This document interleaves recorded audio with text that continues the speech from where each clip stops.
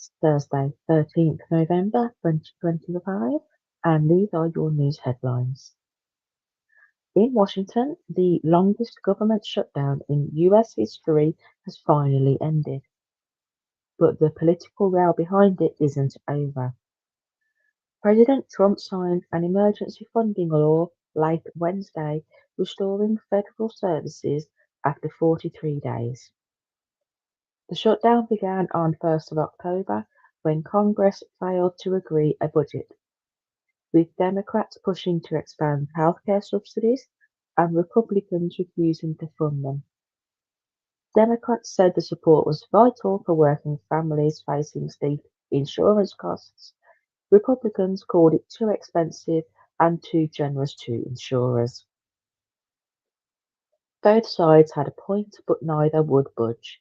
The deadlock disrupted flights, paused food aid, and closed national parks. The new law keeps the government running until 30th of January, with subsidy talks set to resume in December. Polls suggest most voters blame the Republicans, a warning shot ahead of next year's midterms. Meanwhile, back in Westminster, Prime Minister's questions yesterday opened with a sharp exchange. Kemi Badenoch, the Conservative leader, led with claims that Wes Streeting was plotting to replace Keir Starmer, citing anonymous briefings. Starmer condemned the rumours as divisive and damaging to the party and the country. He didn't name names, but made clear that internal discipline was being monitored. Streeting, who is the Health Secretary, didn't speak in the chamber. His denial came earlier in a Sky News interview, where he called the claims self-defeating nonsense. The Conservatives framed it as Labour in chaos.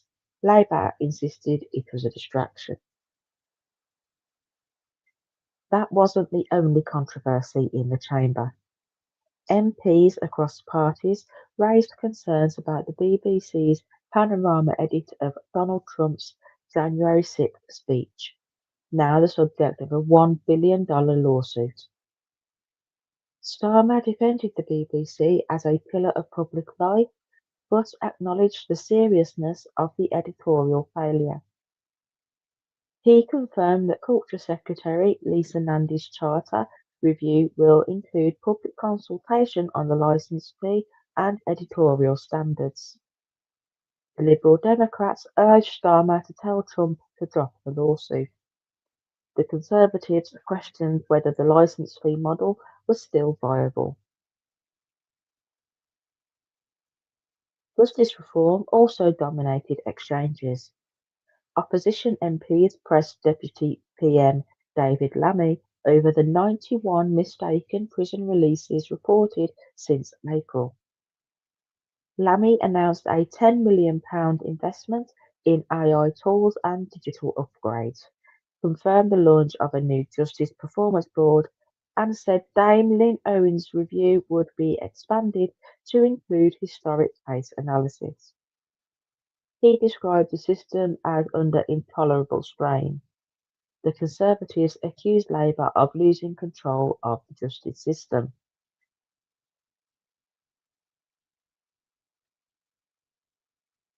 Badenoch returned to the attack, citing the resignation of Tulip Siddiq, Labour's former city minister, as a sign of instability. Siddiq has stepped down earlier this year amid scrutiny over her family's financial ties and political connections. Starmer reaffirmed Rachel Reeves' position as Chancellor, saying she would remain in post for many years. He defended Labour's fiscal decisions as necessary and accused the Conservatives of economic vandalism. The Conservatives called Labour's budget incoherent. Labour said it was principled and necessary. Health services were next in focus.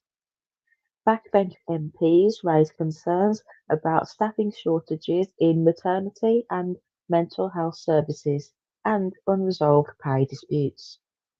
Starmer reiterated Labour's commitment to recruitment and retention, but no new funding pledges were made. The Tories said Labour had no plan to resolve disputes. Transport followed.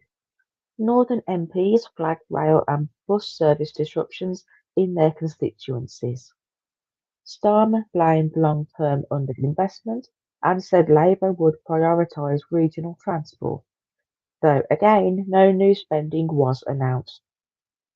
The Liberal Democrats called for a national connectivity strategy, whilst the Conservatives said Labour was ignoring rural needs.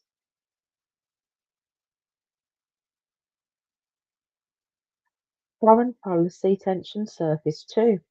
Conservative MPs questioned the government's decision to transfer sovereignty of the Chagos Islands to Mauritius. The archipelago, home to the UK/US military base on Diego Garcia, has been at the centre of a decades-long dispute over forced displacement and colonial legacy. Starmer defended this agreement as consistent with international law and long-term diplomatic obligations. The Conservatives accused Labour of surrendering British territory. Compensation delays also drew criticism. MPs from affected constituencies raised concerns about slow and inconsistent payouts for sub-postmasters wrongly accused under the Horizon IT system scandal. Ministers confirmed the compensation scheme is under review and pledged to accelerate payment. The Conservatives demanded a timeline for full compensation. Economic resilience was raised by West Midlands MPs. They called for stronger support for local industry and supply chain resilience. Starmer acknowledged the need for a robust industrial strategy and promised regional investment. The Tories said that Labour had no clear plan. Environmental pressures followed. MPs from rural constituencies asked about support for energy-intensive sectors and climate adaptation. Ministers said reviews were underway but gave no new commitment. The Lib Dems criticised both major parties for their lack of urgency. And finally, digital access. Concerns were raised about digital ID systems and access for vulnerable groups. Cabinet Office ministers confirmed pilot schemes and consultations focused on accessibility and fraud prevention.